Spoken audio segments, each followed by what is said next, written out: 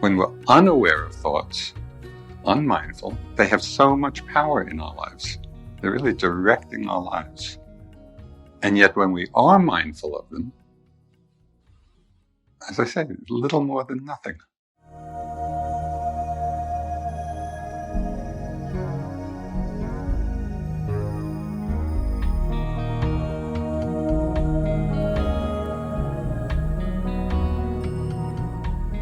Welcome to the Joseph Goldstein Insight Hour. This podcast is an expression of our shared interest in self-discovery.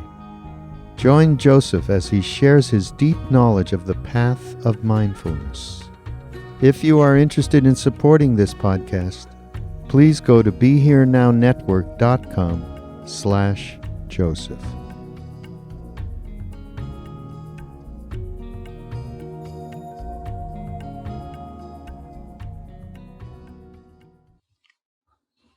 This morning we're going to emphasize more explicitly one of the most important and challenging aspects of being mindful, and that is quite explicitly making thought the object of the mindfulness.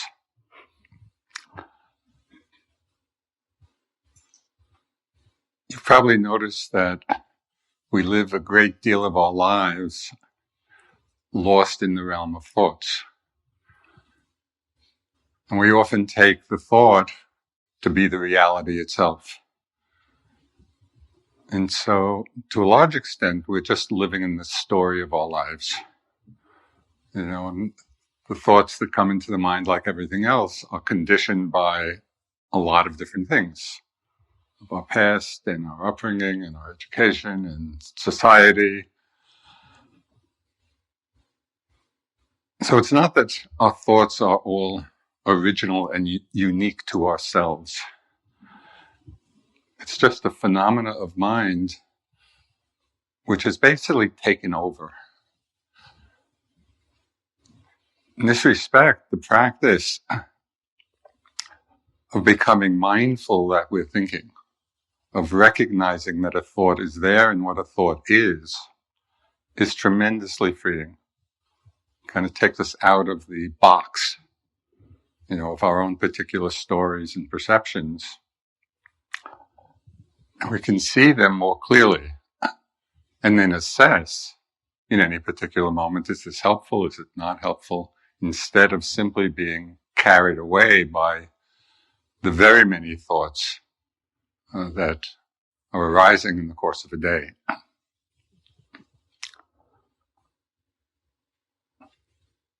Somebody once mentioned a study where they had counted the number of thoughts typically a person has, and I can't remember now. So it's possible I'm making this up. but my recollection is there was something like 10,000 thoughts a day, or some huge number, And you've probably noticed that we are not aware of a good many of them. We're just lost in them, and then at a certain point, we come out from being lost. So for myself, it's a tremendously interesting arena to really pay attention to and to understand, because there's kind of an immediate sense of greater spaciousness, of ease, of freedom when we come out from being lost, or when we're aware of the thought as it's happening. Very different space than being lost in it and identified with it. So I want to offer just a few approaches to becoming mindful of thought, but you may well discover some of your own, as you're practicing.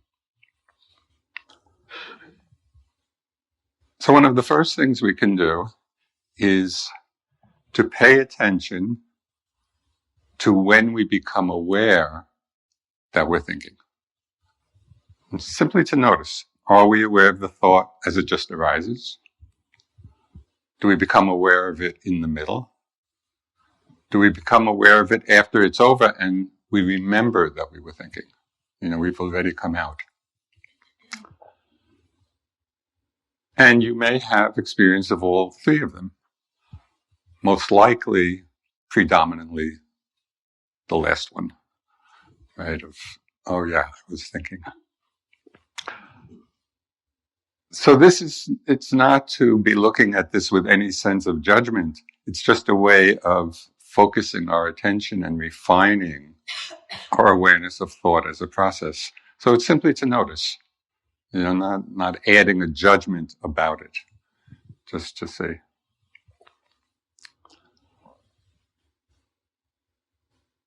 Then it can be helpful to notice if there are any predominant themes of the thoughts.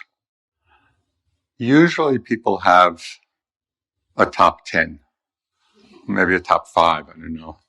It might be work, it might be family, relationships, the state of the world, whatever. We each have our own particular affinity for different subject matters. It's really helpful to begin to recognize if there are any particular patterns to the themes of the thought, and to see which ones are most seductive. Because some thoughts may be easier to pick up. They don't pull us in.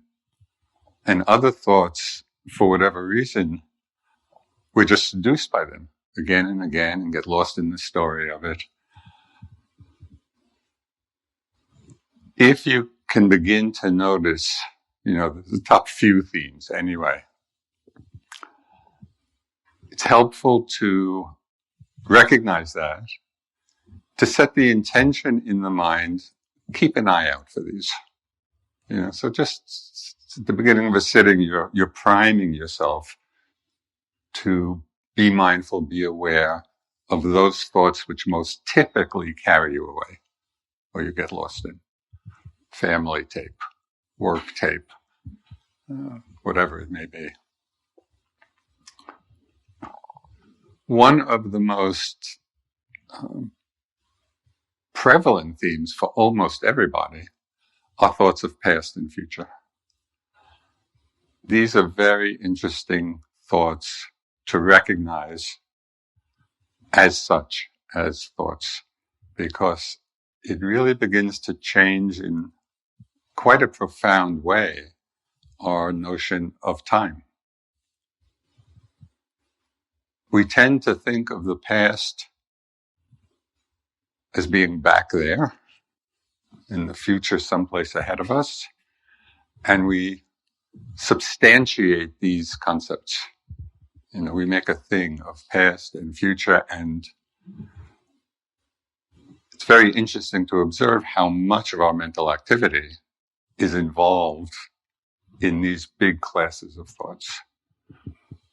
And again, within the category of past and future, there may be particular themes, but the larger context, thoughts of past, thoughts of future. One of the most freeing aspects that I found in noticing those kinds of thoughts is the realization that past and future are really concepts. How do we ever experience the past? It's only as a thought or image in the present moment. How do we ever experience the future? As a particular thought or image. If we are lost in the concepts of past and future, it's like carrying, this is going to be an odd image, but 2 mountains on our shoulders. We're going through life burdened by the weight of past and future, one way or another. And we don't often realize that our experience of past and future is simply a thought in the moment. The concept weighs heavily. But when we see it as just a thought, it's very light. And so to begin to go through our lives, recognizing when these thoughts come so we're not just lost in and consumed by the content of our past and future thoughts, but we see them for what they are. Oh, it's just a thought. Comes and goes. And it doesn't mean, as we've said different times, it doesn't mean that we are ignoring the content, but rather by first seeing it for what it is. Oh, this is just a thought arising in the moment. That space gives us the space to assess, does this thought need a response? Does it need action? Does it not? You've probably noticed by now that most of the thoughts we have do not need a response. It's just this endless proliferation in the mind. But some do. When we're mindful of thinking, of past thought, future thought. So we're disidentifying with it, but it doesn't mean necessarily that we're ignoring the content. We're seeing it, and then seeing whether it requires any particular response or not. So it creates a lot more space in our lives and in our practice.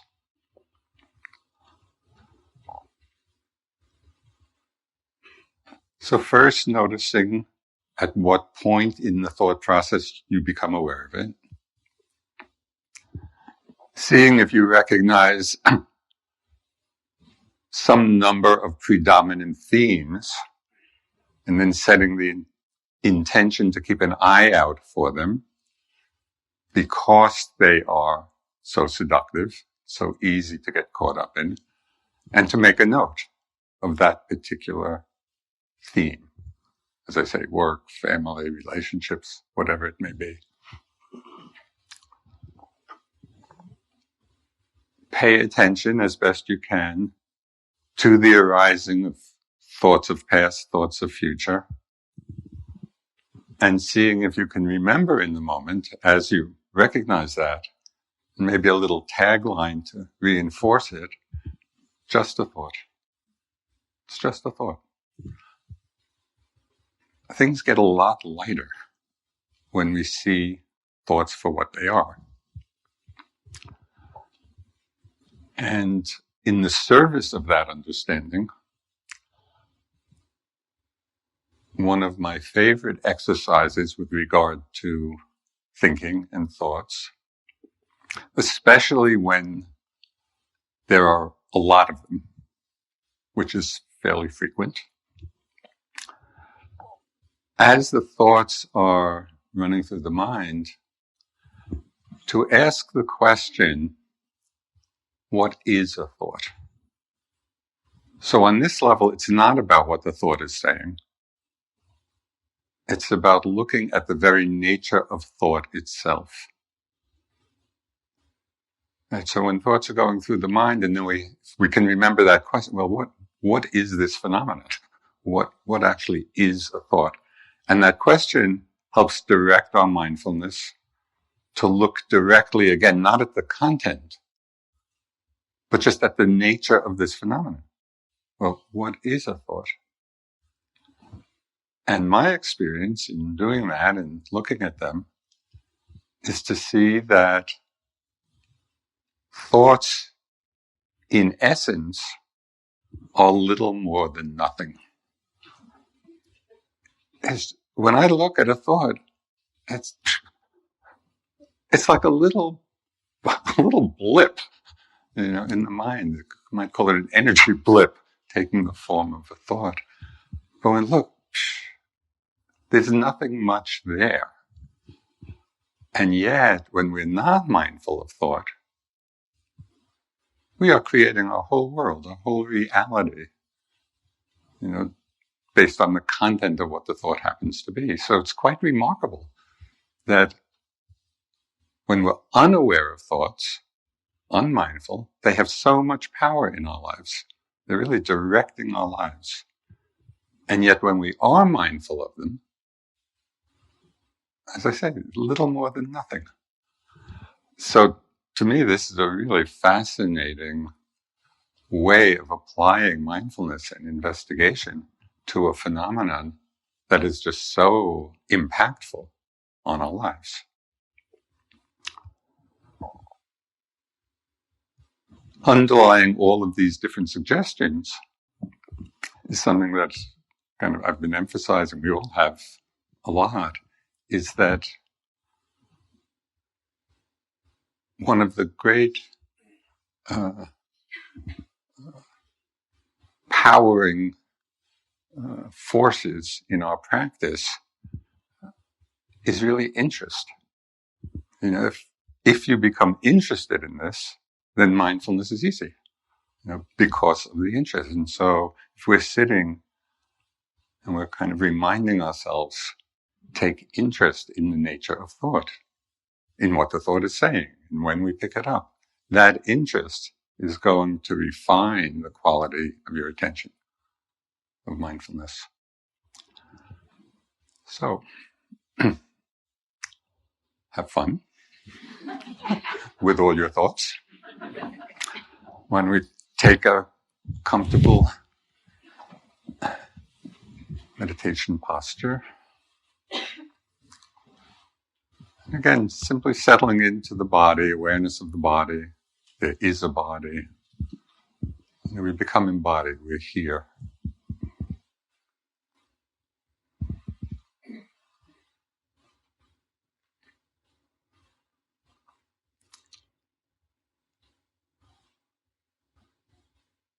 And as you're sitting, feeling the whole body, you may become aware of the sensations of the body breathing.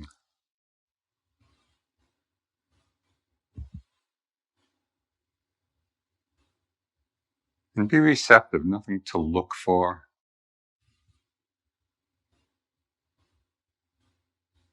No need to alter the breath in any way whatsoever. Just staying mindful of the body and aware of how the body is breathing. Really simple.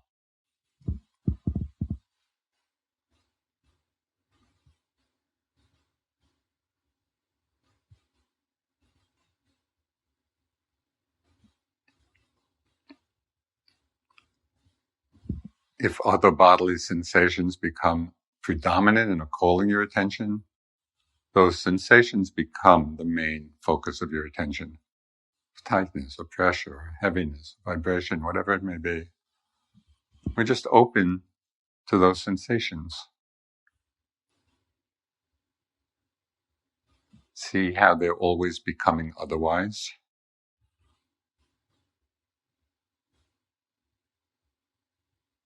And when they're no longer predominant, settling back into the awareness of the whole body, of the body breathing.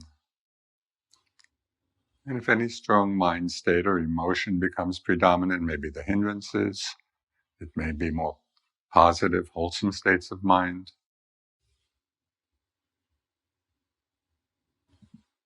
Become aware, perhaps even use some mental noting to acknowledge and become mindful of those mind states, those emotions.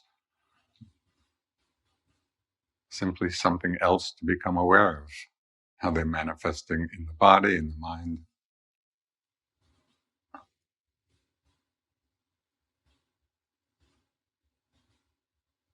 And then include awareness, mindfulness of thoughts in all the ways that I just mentioned.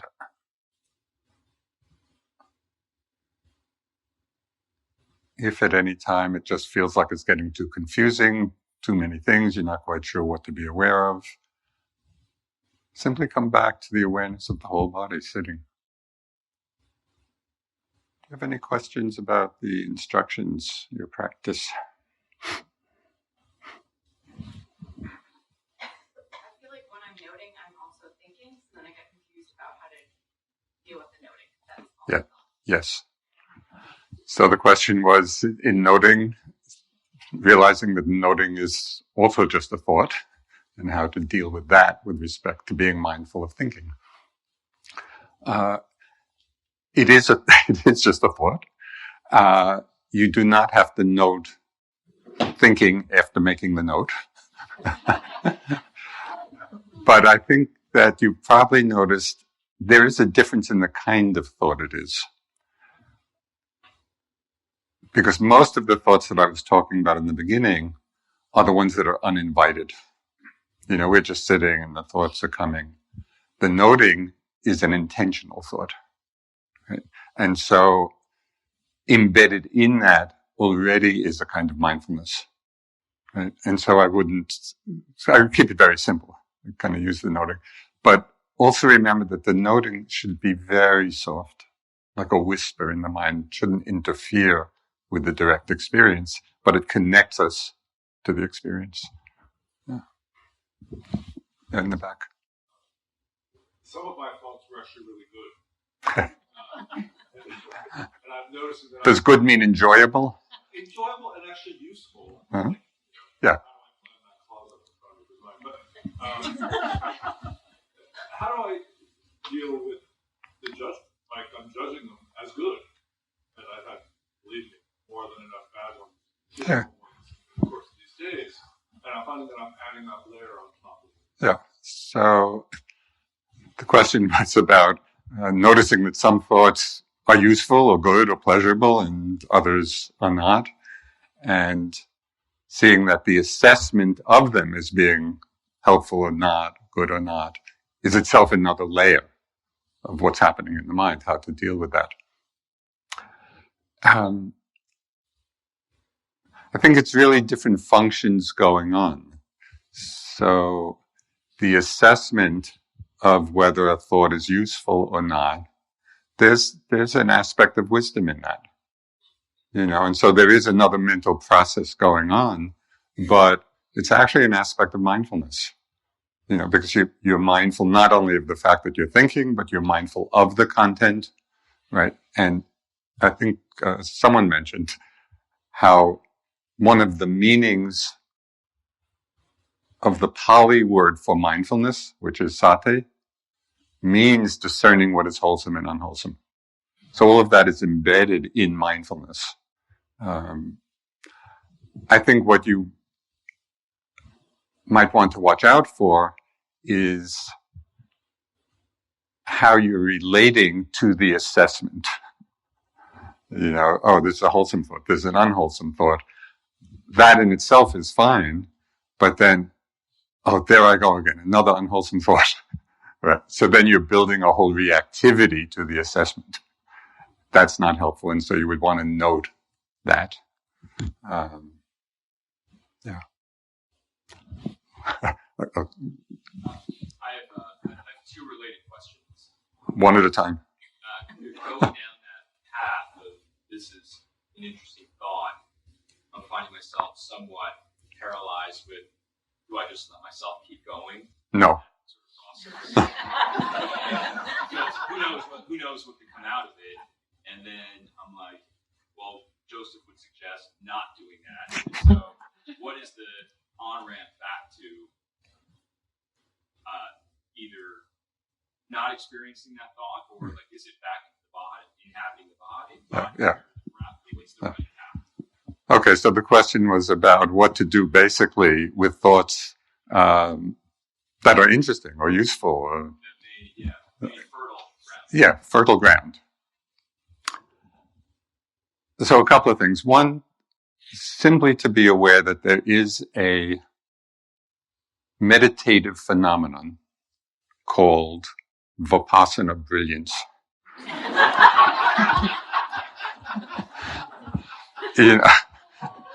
We're sitting and we have all these brilliant ideas about this or that.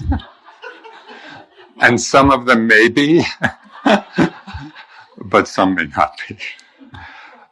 But this is not the time. This is not the time to necessarily explore that. What I would suggest is that if we have some thoughts that do seem very fertile, and maybe worthy of exploring, when those thoughts come in the context of a sitting,